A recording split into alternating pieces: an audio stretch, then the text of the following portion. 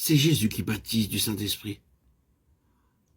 Soit que nous ayons déjà reçu ce baptême, soit que nous désirions une nouvelle effusion d'esprit, soit que nous voyons là une grâce inconnue à recevoir.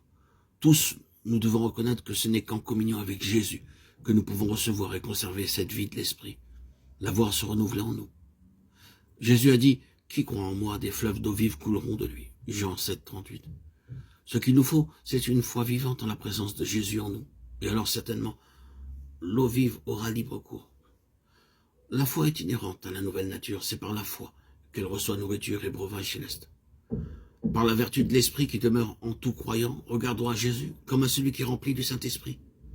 Attachons-nous à lui avec obéissance et amour.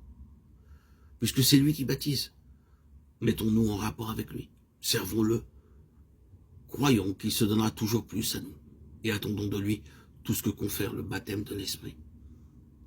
Souvenons-nous aussi que c'est seulement celui qui aura été fidèle en peu de choses qui sera établi sur beaucoup. Matthieu 25, 21. Soyez très fidèles dans tout ce que vous avez, dans tout ce que vous savez, et tout ce que vous possédez déjà de l'action de l'Esprit en vous. Considérez-vous comme le temple de Dieu. Soyez attentifs au moindre souffle de l'Esprit de Dieu en vous. Écoutez en particulier ce que vous dit votre conscience, qui a été purifiée dans le sang de Christ. Qu'elle reste pure et nette par une obéissance d'enfant.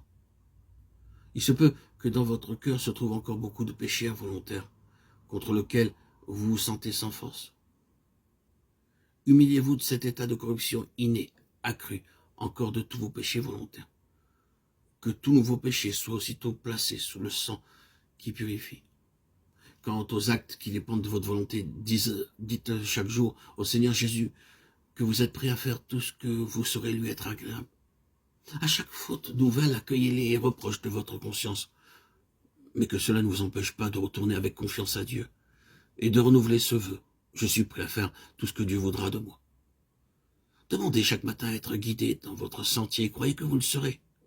Soyez certain qu'alors la voix de l'Esprit se fera entendre à vous, que sa force se fera sentir.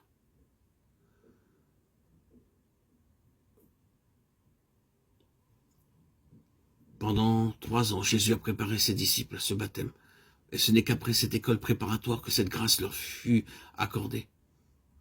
Frères et sœurs et Christ, bien-aimés, soyez vous aussi son disciple obéissant et docile. Confiez-vous en lui, et vous serez ainsi préparés à recevoir le baptême de l'Esprit.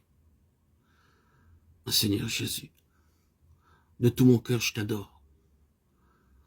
Toi qui es assis sur le trône de Dieu et qui baptises du Saint-Esprit, du haut de ta gloire, daigne te révéler à moi et me faire connaître tout ce que je puis attendre de toi. Je te remercie de m'avoir appris par ta propre vie quelle est la préparation nécessaire pour être rempli du Saint-Esprit. Pendant ta vie terrestre à Nazareth, l'Esprit était toujours avec toi. Mais ce n'est qu'après avoir voulu accomplir tout ce qui est juste, qu'après avoir participé au baptême de Jean, qu'après t'être ainsi mis au rang des pécheurs que tu venais sauver, que tu as reçu du Père une nouvelle effusion du Saint-Esprit. Matthieu 3, 15.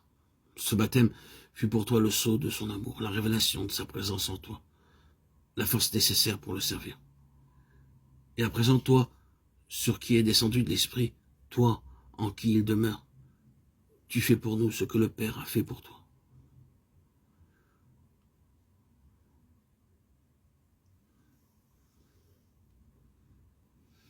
Divin Sauveur, je te rends grâce de ce que le Saint-Esprit est déjà en moi, mais veuille, selon ta promesse, me remplir de sa présence, et par là même de la tienne.